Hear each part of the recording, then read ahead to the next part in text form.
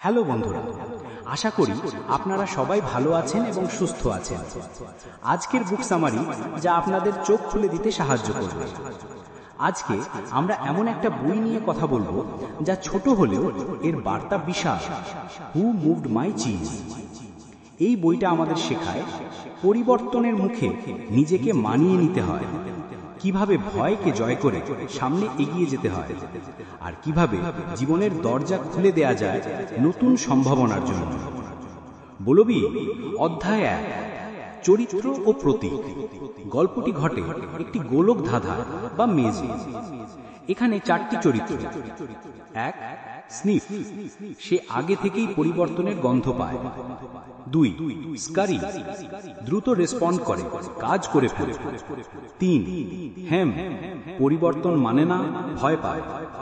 4, হ, শুরুতে ভয় পায় কিন্তু পরে শিখে ফেলে অভিযোজন করতে। চিজ এখানে রূপক অর্থে ব্যবহৃত। এটা হতে পারে আপনার সুখ, সম্পর্ক, কাজ, সাফল্য, অর্থ বা নিরাপত্তা। গোলক ধাঁধা হলো সেই স্থান যেখানে আপনি এসব খুঁজে বেড়ান, আপনার জীবন, কাজের জায়গা, সমাজ। এই চরিত্রগুলো আসলে আমাদের মধ্যে 4টি আচরণ। কিছু মানুষ পরিবর্তনের পূর্বাভাস পায়, স্নিফ, কেউ একেবারে কাজে ঝাঁপিয়ে পড়ে, স্কারি, কেউ পুরোপুরি আটকে যায়, হেম, আর কেউ ধীরে ধীরে বদলায়, হ। সবুজ অংশ অধ্যায় 2, চিজ স্টেশন সি, অভ্যস্ত হয়ে পড়া। সব চরিত্রই চিজ খুঁজতে থাকে।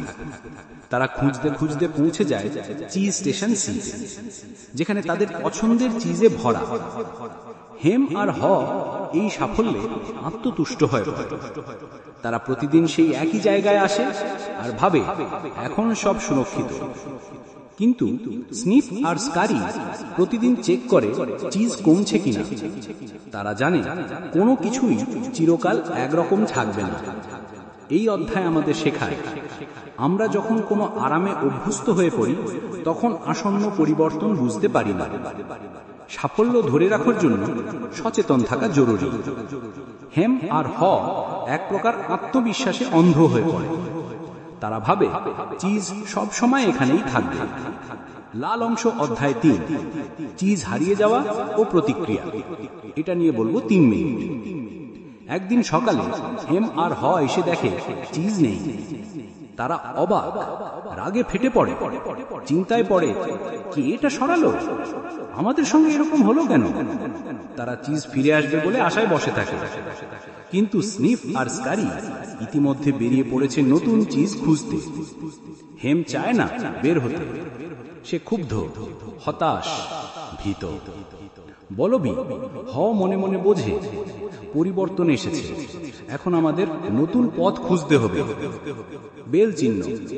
এই অধ্যায় শেখায় পরিবর্তন যখন বাস্তবে আসে তখন সেটা মেনে নেওয়া ছাড়া উপায় নেই। বসে থাকা মানে সুযোগ হারানো। হলুদ অংশ অধ্যায় 4, ভয় ও অনিশ্চয়তা। এটা নিয়ে বলবো 2.5 মিনিট। হেম আর হ দুজনেই ভিতরে ভিতরে জানে নতুন কিছু করতে হবে, কিন্তু হেম বারবার বলে পুরনো চিজ নিশ্চয়ই ফিরবে। হ দ্বিধায় পড়ে যায়। সে বোঝে ভয় তাকে আটকে রাখছে, কিন্তু সে উপলব্ধি করে এই গোলক ধাঁধার বাইরে হয়তো আরো ভালো কিছু অপেক্ষা করছে। তার কল চিহ্ন।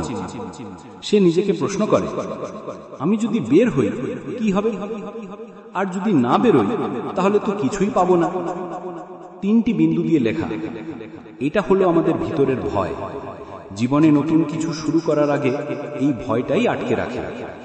বেগুনি অংশ অধ্যায় 5, সিদ্ধান্ত নেওয়া এবং লেখালেখি। অবশেষে হ সিদ্ধান্ত নেয় সে বের হবে। হেমকে অনুরোধ করে, কিন্তু হেম রাজি হয় না। হ একা বেরিয়ে পড়ে। সে দেওয়ালে লেখে কিছু গুরুত্বপূর্ণ শিক্ষা, যেন ভবিষ্যতে ভুলে না যায়। দেওয়ালে লেখা কিছু বার্তা। যত তাড়াতাড়ি পুরনো চিজ ভুলে যাবে তত তাড়াতাড়ি নতুন চিজ পাবে। ভয় পেয়েও তুমি এগিয়ে যেতে পারবে। পরিবর্তন আসবেই, তুমি প্রস্তুত তো? পিন চিহ্ন।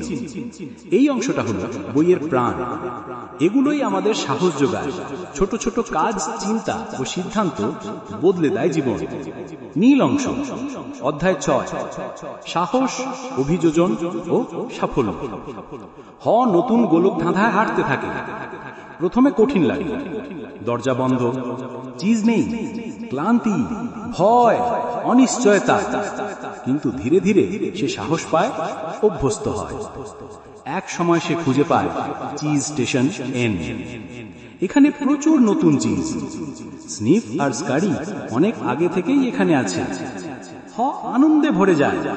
সে ভাবে, ভালো হয়েছিল, হেম আমার সঙ্গে এলে। সে এখনো গোলক ধাঁধায় আটকে আছে। পিন চিহ্ন। এই অধ্যায় শেখায়, ভয় কাটিয়ে বের হলে নতুন দরজা খুলে যায়। নিজেকে বদলাতে পারলে জীবন বদলায়। সাদা বা ধূসর। অধ্যায় 7, পাঠ ও পর্যালোচনা। শেষ অধ্যায়ে বইয়ের বাইরে কিছু চরিত্র, একদল বন্ধু গল্পটি আলোচনা করে। তারা বুঝতে পারে কারো চাকরি গেছে, কারো সম্পর্ক শেষ, কেউ জীবনে আটকে আছে। এই গল্প তাদের দেখায়, যদি তুমি বদল না হও তবে তুমি পিছিয়ে পড়বে। যদি তুমি বদলের সুযোগ খোঁজো, জীবন তোমার জন্য অপেক্ষা করে। এই বই একটা আয়না। আমরা কোন চরিত্র? স্নিফ, স্কারি, হেম না উপসংহার।